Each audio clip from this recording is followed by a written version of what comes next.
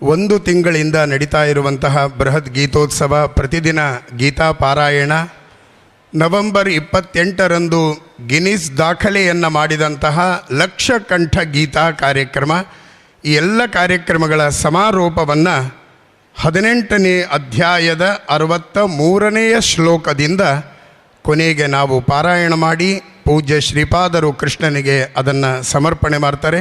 ನಾವೆಲ್ಲರೂ ಕೂಡ ಪಾರಾಯಣದಲ್ಲಿ ಭಾಗವಹಿಸೋಣ.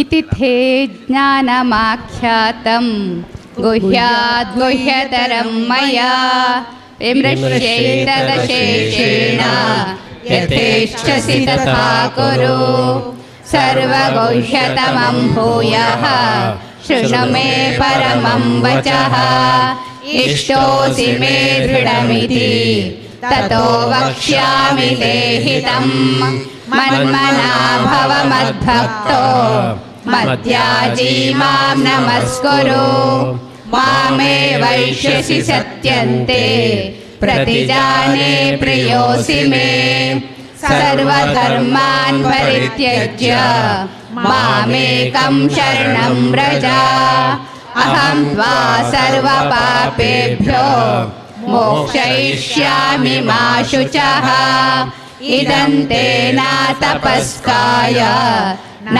ಭಕ್ತಾಯ ಕದಾಚನ ನ ಚಾಶುಶ್ರೂಷವೇ ವಾಚ್ಯಂ ನ ಚ ಮಾಂ ಯೋऽಭ್ಯಸೂಯತಿ ಯೈಮಂ ಪರಮಂ ಗುಹ್ಯಂ ಮದ್ಭಕ್ತ್ವೇಷ್ಯಭಿದಾಸ್ಯತಿ ಭಕ್ತಿಂ ಮಯಿ ಪರಾಂ ಕೃತ್ವಾ ಮಾಮೇವೈಷ್ಯತ್ಯ ಸಂಶಯಃ ನ ಚ ತಸ್ಮಾನ್ ಮನುಷ್ಯೇಷು ಕಶ್ಚಿನ್ಮೇ ಪ್ರಿಯಕೃತ್ತಮಃ ಭವಿತಾ ನ ಚ ಮೇ ತಸ್ಮಾತ್ ಅನ್ಯಃ ಪ್ರಿಯತರೋ ಭುವಿ ಅಧ್ಯೇಷ್ಯತೆ ಚೈಮಂ ಧರ್ಮ್ಯಂ ಸಂವಾದಮಾವಯೋಃ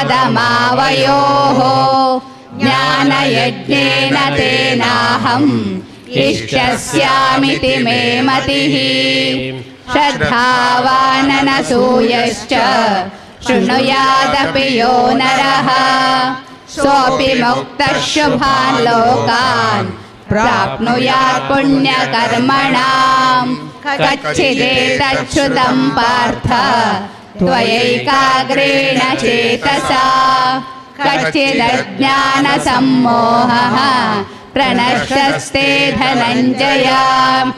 ಅರ್ಜುನ ಉವಾಚ ನಷ್ಟೋ ಮೋಹಸ್ಮೃತಿರ್ಲಬ್ಧ್ವಾ ತ್ವತ್ಪ್ರಸಾದಾನ್ಮಯಾಚ್ಯುತ ಸ್ಥಿತೋऽಸ್ಮಿ ಗತಸಂದೇಹಃ ಕರಿಷ್ಯೇ ವಚನಂ ತವ.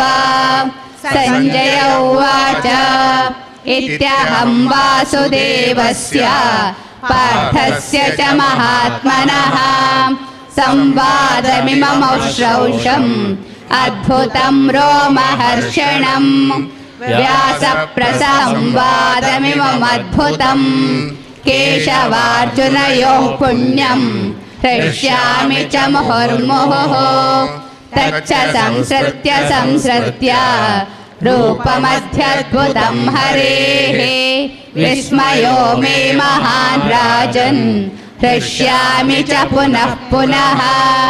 ಯತ್ರ ಯೋಗೇಶ್ವರಃ ಕೃಷ್ಣೋ ಯತ್ರ ಪಾರ್ಥೋ ಧನುರ್ಧರಃ ತತ್ರ ಶ್ರೀರ್ವಿಜಯೋ ಭೂತಿಃ ಧ್ರುವಾ ನೀತಿರ್ಮತಿರ್ಮಮ. ಯತ್ರ ಯೋಗೇಶ್ವರಃ ಕೃಷ್ಣೋ ಯತ್ರ ಪಾರ್ಥೋ ಧನುರ್ಧರಃ ತತ್ರ ಶ್ರೀರ್ವಿಜಯೋ ಭೂತಿಃ ಧ್ರುವಾ ನೀತಿರ್ಮತಿರ್ಮಮ. ಯತ್ರ ಯೋಗೇಶ್ವರಃ ಕೃಷ್ಣೋ ಯತ್ರ ಪಾರ್ಥೋ ಧನುರ್ಧರಃ ತತ್ರ ಶ್ರೀರ್ವಿಜಯೋ ಭೂತಿಃ ಧ್ರುವಾ ನೀತಿರ್ಮತಿರ್ಮಮ. ಓಂ ತತ್ಸದಿತಿ ಶ್ರೀಮದ್ಭಗವದ್ಗೀತಾಸು ಉಪನಿಷತ್ಸು ಬ್ರಹ್ಮವಿದ್ಯಾಯಾಂ ಯೋಗಶಾಸ್ತ್ರೇ ಶ್ರೀಕೃಷ್ಣಾರ್ಜುನ ಸಂವಾದೇ ಮೋಕ್ಷಸನ್ಯಾಸಯೋಗೋ ನಾಮ ಅಷ್ಟಾದಶೋऽಧ್ಯಾಯಃ. ಶ್ರೀಕೃಷ್ಣಾರ್ಪಣಮಸ್ತು. ಇವತ್ತು ನಮ್ಮೆಲ್ಲರ ದೊಡ್ಡ ಸೌಭಾಗ್ಯ ಅಂದರೆ 1 ತಿಂಗಳ ಅವಧಿಯ ಬೃಹತ್ ಗೀತೋತ್ಸವ ಭಾಗವಹಿಸಿದವರೇ ನಿಜವಾದ ಪುಣ್ಯಾತ್ಮರು ಅಂತ. ಪ್ರತಿ ದಿವಸ ಗೀತಾ ಪಾರಾಯಣ, ಪ್ರತಿ ದಿವಸ ಗೀತಾ ಚಿಂತನೆ, ಅನೇಕ ಯತಿವರೆಣ್ಯರ ದರ್ಶನ ಇವೆಲ್ಲವೂ 1 ತಿಂಗಳ ಕಾಲ ನಡೀತು. ಇವತ್ತು ಅದರ ಸಮಾರೋಪ ಸಮರ್ಪಣೆ ಪೂಜ್ಯ ಶ್ರೀಪಾದರು ಮಾಡಿದರೆ, ಅದರ ಜೊತೆಯಲ್ಲಿ ಪೂಜ್ಯ ಶ್ರೀಪಾದರ ತಪಸ್ಸಿನ ಫಲ ಅಂದರೆ ಒಂದು ಕಡೆಯಲ್ಲಿ ಗೀತೆಯ ಅಖಂಡ 1 ತಿಂಗಳ ಕಾರ್ಯಕ್ರಮದ ಸಮಾರೋಪ ಇವತ್ತು ನಡೀತಾ ಇದ್ದರೆ,